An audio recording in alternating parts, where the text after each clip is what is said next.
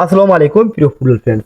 FIFA কোনো দলকে ভালোবাসে না, ফিফা কোনো প্লেয়ারকে ভালোবাসে না, ফিফা কোনো লিগকে ভালোবাসে না, তবে ফিফা ভালোবাসে টাকা, ফিফা ভালোবাসে ব্যবসা, ফিফা ভালোবাসে তাদের সেই সিন্ডিকেটের ভিউ বাণিজ্যটা।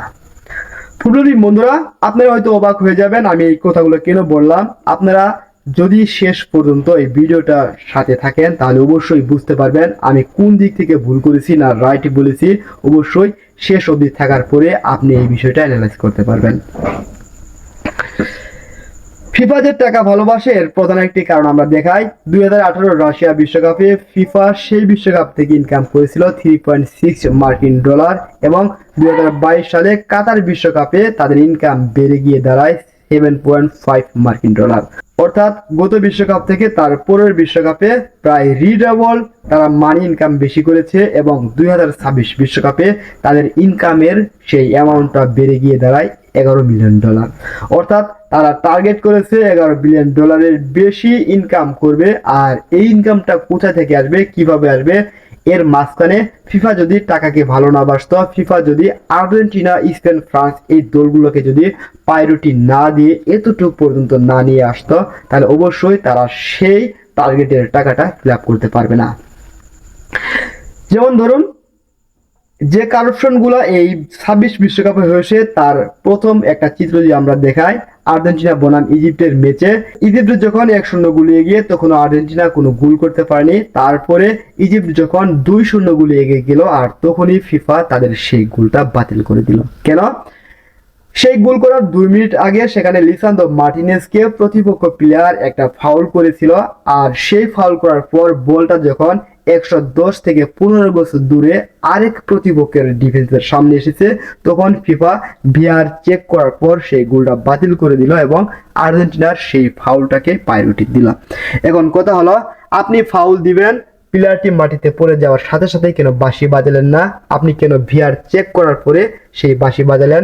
আপনি কেন এই মিশরের গোলটাকে বাতিল করে দিলেন? এখানে 1 নম্বর কারণ হলো, যদি আর্জেন্টিনার মতো একটা দল রাউন্ড অফ 60 কিংবা গ্রুপ পর্বে থেকে যদি বাদ পড়ে যায় তখন ফিফার যে একটা ব্যবসা, ফিফার যে একটা বাণিজ্য সেটা সেখানেই অফ হয়ে যাবে।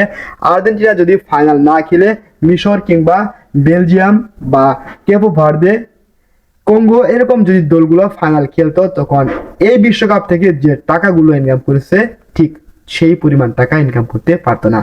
দ্বিতীয় কারণে আসি সুইজারল্যান্ডের ম্যাচে সুইজারল্যান্ডের ফরওয়ার্ড ব্রিল এম্বোলোকে লাল কার্ড দিয়ে মাঠ থেকে বিদায় করে দিয়েছিল। কারণ হলো, সেই ম্যাচে প্রাদেশ ফাউল করেছে। তারপরে যখন ভিআর চেক করলেন তখন দেখলেন প্রাদেশ রাইট ছিল, প্রাদেশ ট্যাকল করার পূর্বেই সেই প্লেয়ারটা মাটিতে পড়ে যায়। ফলে ভিআর চেক করার পরে প্রাদেশকে যেহেতু একটা হলুদ কার্ড দিয়ে ফেলেছে, পরবর্তী 2টা হলুদ কার্ড এসে একটা লাল কার্ড হয়ে যায়। তার জন্য এই ব্রিল এম্বোলোকে মাঠ থেকে বেরিয়ে আসতে হয়। অর্থাৎ রেফারি এখানে চাইলে ব্রিল এম্বোকে লাল কার্ড না দিয়ে সেখানে ওই প্রাদেশের ফাউলটাই গণ্য করতে পারতেন। এখানে ওই যে বললাম ফিফা চেয়েছিল আর্জেন্টিনা, ফ্রান্স, স্পেন, ইংল্যান্ড এদের মতো দলগুলো সেমিতে আসুক, এরাই ফাইনাল খেলুক, তাহলে ফিফা বেশ অ্যামাউন্ট একটা টাকা ইনকাম করতে পারবে। তারপর আলজেরিয়ার ম্যাচের কথা যদি আসি, লিও মেসি প্রতিপক্ষের ফরওয়ার্ডকে অর্থাৎ ক্যাপ্টেন আইসো মান্দিকে একটা ট্যাকল করতে গিয়ে পিছন থেকে জোরালোভাবে পায়ে লাথি দেন আর সেখানে একটা লাল কার্ডের উপযুক্ত ছিল। কিন্তু রেফারি লাল কার্ড তো দূরের কথা, একটা হলুদ কার্ড পর্যন্ত দেখাননি। কারণ সেটা লিও মেসি বলে, কারণ সেটা আর্জেন্টিনা বলে। যদি সেই ম্যাচে লিও মেসিকে একটা লাল কার্ড দিত সেই ম্যাচটা জয়লাভ করা আর্জেন্টিনার জন্য অনেক কঠিন হয়ে পড়তো। তার জন্য মূলত ফিফা কিংবা রেফারি সেই লাল কার্ডটা বাতিল করে দিয়ে পুরো ম্যাচে চালিয়ে নেন। ফলে এভাবে ধুকে ধুকে মরতে মরতে আর্জেন্টিনা ফাইনাল অবধি আসে। ফুটবল প্রেমী বন্ধুরা, আপনারা যারা বলবেন আপনি কেন আর্জেন্টিনার বিপক্ষে এতগুলো কথা বলছেন, যেখানে আর্জেন্টিনা এত ভালো খেলেছে, ফাইনাল অবধি এসেছে, আপনি এত ঘোরাওভাবে সমালোচনা কেন করছেন? প্রথমে বলে নেই, আমি নিজেও একজন আর্জেন্টিনা ফ্যান। আপনি এই ফাইনাল ম্যাচটি হারার কারণে যতটুকু না কষ্ট পেয়েছেন তার চেয়ে রিডাবল বেশি কষ্ট আমি পেয়েছি। তারপরেও ফিফা যে ফিক্সিং বা যে কারাপশনগুলো করে যে ধরনের দুর্নীতির সাথে যুক্ত আছে সেই বিষয়গুলো তুলে ধরতে চাই। আপনারা এই বিষয়গুলো জানুন এবং বুঝুন। তার প্রথম প্রমাণ হিসেবে আসুন, ম্যারাডোনা সর্বশেষ আর্জেন্টিনার হয়ে বিশ্বকাপ জিতেছিল 1986 সালে, আর 1986 সাল থেকে 1910 সাল পর্যন্ত প্রায় 6টি বিশ্বকাপ হয়ে গেছে। এর মধ্যে আর্জেন্টিনা সর্বোচ্চ রাউন্ড অফ 60 পর্যন্ত যেতে পেরেছিল। যেমন ধরুন 86 সালের পরে 90 সালে ম্যারাডোনার দলকে আবারও রানার্স আপ করে, তারপরে রাউন্ড অফ 16, তারপরে আবারও কোয়ার্টার ফাইনাল, তারপরে 2002 সালে বাছাই পর্ব থেকে বাদ পড়ে এবং 2006 সালে কোয়ার্টার ফাইনাল থেকে ছিটকে যায় এবং 2010 সালেও কোয়ার্টার ফাইনাল থেকে ছিটকে যায়। কেন?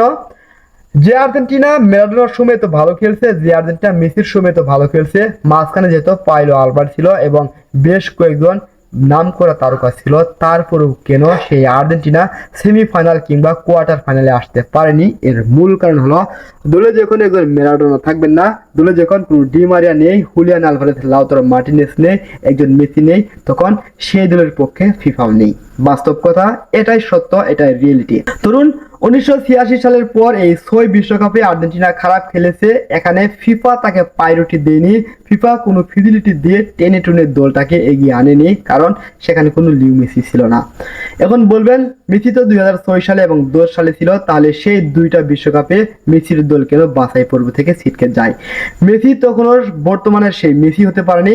মেসি 2006 বিশ্বকাপে শুধুমাত্র একটা গোল করেছিলেন এবং 2010 বিশ্বকাপে মেসি গোললেস ছিলেন, অর্থাৎ কোনো গোল করতে পারেনি।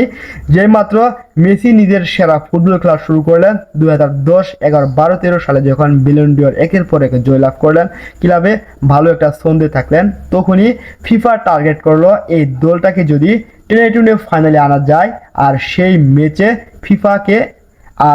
ম্যাচে আর্জেন্টিনাকে পুঁজি করে বেশ কিছু টাকা ইনকাম করা যাবে, সেই লক্ষ্যে 2014 বিশ্বকাপে ফিফা আর্জেন্টিনাকে ফাইনাল অবধি নিয়ে এসেছে। আপনারা যারা ম্যাচটি দেখেছেন দেখবেন আর্জেন্টিনা ওই নেদারল্যান্ড বলুন, আলজেরিয়া বলুন, বেশ কিছু ম্যাচে ফিজিলিটি পেয়েছে, যদিও হেগুন বেশ কয়টা ভুলের কারণে বিশ্বকাপ জেতা হয়নি, তারপরেও বিভিন্ন ফিজিলিটির মাধ্যমে এতটুকু পর্যন্ত আর্জেন্টিনা খেলতে এসে পেরেছে।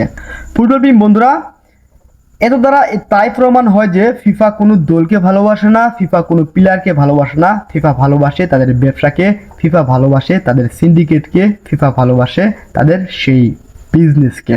যদি এটাই না হতো তাহলে 2026 সালের সেই ফাইনাল ম্যাচের কথায় আসে। 2026 সালে আর্জেন্টিনা মোট 25টি ফাউল করেছিল, তার মধ্যে 5টি হলুদ কার্ডের দেখা পেয়েছে এবং একটি লাল কার্ডের দেখা পায়। অন্যদিকে স্পেন তারা 22টি ফাউল করার পরও একটি লাল কার্ড পায়নি, একটি হলুদ কার্ড পায়নি। কেন? স্পেনের প্লেয়াররা তো ফাউল করছে, আপনি চাইলে একটা ইয়েলো কার্ড দিতেই পারতেন। স্পেনকে একটা ইয়েলো কার্ড দিলেন না, সবগুলো ইয়েলো কার্ড এবং লাল কার্ড শুধু আর্জেন্টিনা পাবে, সেই বিষয়টা আসলে কাম্য ছিল না। এখন ফিফার একটা পলিসি ছিল যে সেমিফাইনালে যখন ফ্রান্স, স্পেন, এদিকে আর্জেন্টিনা এবং ইংল্যান্ড মুখোমুখি হয়, তখন ফিফা এই ম্যাচগুলো থেকে হিউজ পরিমাণ টাকা ইনকাম করে, আবার যখন দেখে ফাইনালে কোন দুইটা দল গেলে একটা হাইপ থাকবে, পুরো বিশ্বকাপটা একটা জাঁকজমকপূর্ণ পরিবেশে থাকবে, তখনই ফ্রান্স যখন স্পেনকে হারতে পারলো না, এদিকে ইংল্যান্ডের বিপক্ষে আর্জেন্টিনা দুর্দান্ত ম্যাচ খেলেছে। আর্জেন্টিনা যখন ফাইনালে চলে গেছে, সেই ম্যাচে রেফারি যদিও স্পেনের দিকে একটু পক্ষপাতিত্ব করেছে, তারপরেও সেই ম্যাচটা আর্জেন্টিনা চাইলে জয়লাভ করতে পারত। ভাগ্য সেদিন পক্ষে ছিল না। লিসান্দ্রো মার্টিনেজ এবং কুটি রোমেরো সেই ম্যাচে তাদের ইনজুরির কারণে যখন মাঠ ছেড়ে চলে আসলেন, এনজো ফার্নান্দেজ যখন লাল কার্ড নিয়ে মাঠ ছাড়তে হয়, আর সেই কারণে মূলত আর্জেন্টিনা ম্যাচটি হেরেছিল। এনজো ফার্নান্দেজের ফাউলটা আপনি কিভাবে দেখবেন? প্রথম যে ফাউলটা এনজো ফার্নান্দেজ করে, অর্থাৎ রেফারির সাথে মিসবিহেভ করার জন্য প্রথম ইয়েলো কার্ডটি পায়, আর দ্বিতীয় ইয়েলো কার্ড যার মাধ্যমে লাল কার্ড হয়ে যায়, সেটা হলো এনজো ফার্নান্দেজ বল নিয়ে on the ball run make করেছিলেন, আর তখনই আরেকটা প্রতিপক্ষ প্লেয়ার সামনে এসে দাঁড়ায়, দুইজনের বডি চার্জ হওয়ার পরে এনজো ফার্নান্দেজের গতির কারণে সেই প্লেয়ার ডিগবাজি দেয়। ফলে এখানে এনজো ফার্নান্দেজের পায়ে বল ছিল, তিনি বল নিয়ে রান মেক করেছিলেন। রেফারি চাইলে এনজোকে লাল কার্ড না দিতেও পারতেন, বরং সেখানে একটা থ্রো করে দিতে পারতেন, কিন্তু ওই যে বলেছিলাম এনজো ফার্নান্দেজ তার ভাগ্য পক্ষ ছিল না, সেই ম্যাচে লাল কার্ড নিয়ে মাইরে চলে আসেন লিসান্দ্রো মার্টিনেজ এবং কুটি রোমেরো ইনজুরির কারণে যখন মাঠ ছাড়তে বাধ্য হন, আর সেই কারণে মূলত ফাইনাল ম্যাচটা আবারও ব্যাক টু ব্যাক শিরোপা জয়ের হাত থেকে আর্জেন্টিনা একেবারে শিরোপা জয়ের কাছ থেকেই ফিরে এসেছিল। ফুটবল বন্ধুরা, এই যে বললাম ফিফা কখনো প্লেয়ার চেনে না, ফিফা কোনো দলকে চেনে না, ফিফা চেনে টাকা, ফিফা ভালোবাসে তাদের ব্যবসাকে। এভাবেই ব্যবসা করে ফিফা এত দূর পর্যন্ত এসেছে। আশা করি আজকের ভিডিওর পরে আপনার আর কোনো সন্দেহ থাকলো না কেন আর্জেন্টিনা ফাইনালে এসেছে এবং ফাইনাল হেরেছে। ধন্যবাদ সবাইকে, আসসালামু আলাইকুম।